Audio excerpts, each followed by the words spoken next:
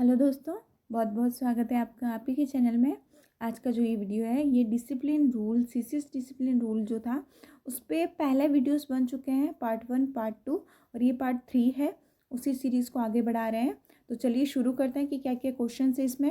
Discipline rules में बहुत सारे क्वेश्चन बनते हैं और आते भी हैं इसमें से क्वेश्चन। तो चलिए देखते हैं। 41 यानी कि पहले की जो 2 सीरीज थी उसमें बाकी के क्वेश्चन है, यहाँ पे 41 से शुरू हो रहे हैं। तो when can the disciplinary authority inquire into truth of any imputation of misconduct और misbehaviour against a government servant. तो इसका जो आंसर है वो ऑप्शन नंबर फर्स्ट रहेगा, when there is a ground established. यहाँ पे जो है वो डिसिप्लिनरी अथॉरिटी है जो इंक्वायरी करती है कि जो मिसकंडक्ट हुआ या मिसबिहेवियर हुआ है। तो ये गवर्नमेंट सर्वेंट के जब कोई भी अगर वो मिसकंडक्ट करता है तो उसके बाद ये अथॉरिटी जो है अपना काम करती है। Who is competent to hold an inquiry when there is a complaint for sexual harassment. तो इसमें जो है ऑप्शन नंबर ए आएगा, a complaint committee establish in ministry, department या ऑफिस। यानी इन तीनों में से जो है वो एक कमेटी जो है वो इस्टेब्लिश होगी, where it is proposed to hold an inquiry against a government servant under Rule 14 and Rule 15. The disciplinary authority shall draw up or cause to be drawn up. तो इसमें भी जो ऑप्शन नंबर फर्स्ट है, the substance of the imputation of misconduct or misbehavior into definite and disconnect article of charges. तो ये जो है ये इसका आंसर हो जाएगा। Under which rule the disciplinary authority shall act after recording its finding on each charge, taking such evidence as it may think fit. तो इसमें भी जो है वो रूल 15 आएगा। ये रूल्स जो है वो काफ़ी बार पूछे जाते हैं कि ये जो सेंटेंस है, ये जो कमेंटमेंट है वो किस रूल से है। अगला सवाल है, in the event no defence statement is given, the disciplinary authority may itself inquire और appoint an inquiry authority to inquire whether it is correct. Yes, it is correct. The disciplinary authority where he is not the inquiring authority shall not forward to the inquiry authority. तो इसमें जो है वो option number D आएगा, a written brief of the case with directions for conducting inquiry. What is the maximum time allowed awarded to a government servant to appear before inquiry authority after the receipt of article of charges by the inquiry authority? जब government servant को inquiry authority की तरफ से जो एक receipt मिलती है कि आपको उपस्थित रहना होगा, आपके ऊपर ये चार्जेस लगे हैं, तो एक टाइम पीरियड दिया जाता है। तो ये जो टाइम पीरियड होता है वो 10 वर्किंग डेज का होता है, उसके अंदर जो है उनको अपीयर होना पड़ता है। If the presenting officer appointed is not a legal practitioner, then can the government servant engage a legal practitioner as defense assistant? No. अगर इंक्वायरी अथॉरिटी के पास जो प्रेजेंटिंग ऑफिसर है, जो डिसिप्लिनरी अथॉरिटी के पास अगर प्रेजेंटिंग ऑफिसर है जो कि एक लीगल केसेस को नहीं देखता है, लीगल प्रैक्टिशनर नहीं है, तो उसके सामने जो आपका केस लड़ेगा वो भी जो है वो लीगल प्रैक्टिशनर नहीं रहेगा। How many cases can be pending with a government servant who is acting as defense assistant to the government servant under charge? तो उसके लिए 3 केसेस जो है वो अप्रोप्रिएट है। इसमें ऑप्शन नंबर जो सी है वो करेक्ट है। What is the time limit for furnishing the copies of document to the government servant on his application before the commencement of the examination of witness? तो इसमें जो है ऑप्शन नंबर बी रहेगा, 5 days। What is the time limit for discovery or production of any document which are in possession of government but not mentioned in the list referred in sub rule counts 3?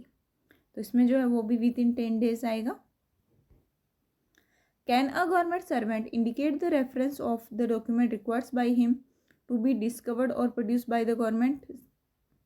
तो इसमें जो इसमें भी yes आएगा।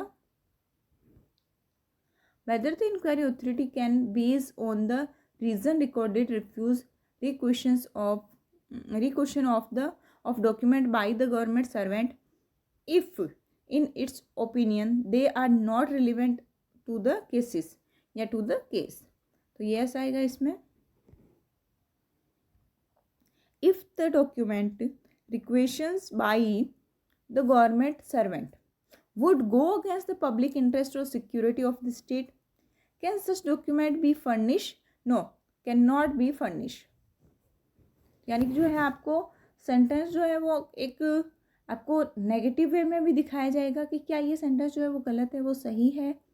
तो ऐसे को जो है वो ध्यान में रखना है हमें कि जो रूल के अकॉर्डिंग क्या इसमें सही आंसर होना चाहिए.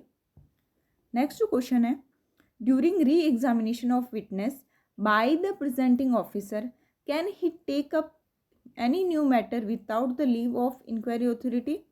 नहीं, वो कोई भी नया मैटर जो है वो जो रिलीवेंट नहीं है वो इसमें नहीं प्रस्तुत करेगा. तो जो ऑप्शन नंबर बी है वो करेक्ट हो जाएगा. How many days can the inquiry be adjourned in the event of production of new evidence or witness not listed before by the inquiry authority on behalf of the disciplinary authority.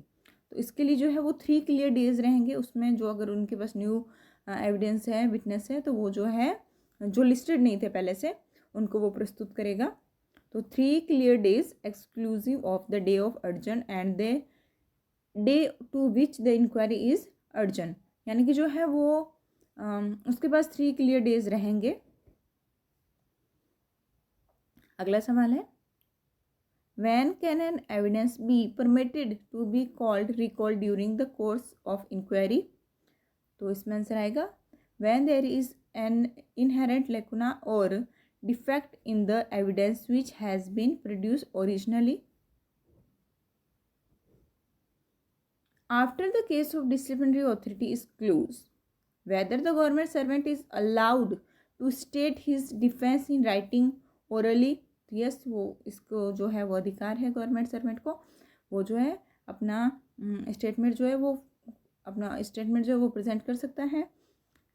अपना जो copy जो है उसकी जो वो दे सकता है उसको. तो yes, it should be recorded and a copy may be furnished to presenting officer if any. तो वो जो है अपना स्टेटमेंट वगैरह रिकॉर्ड करवा सकता है.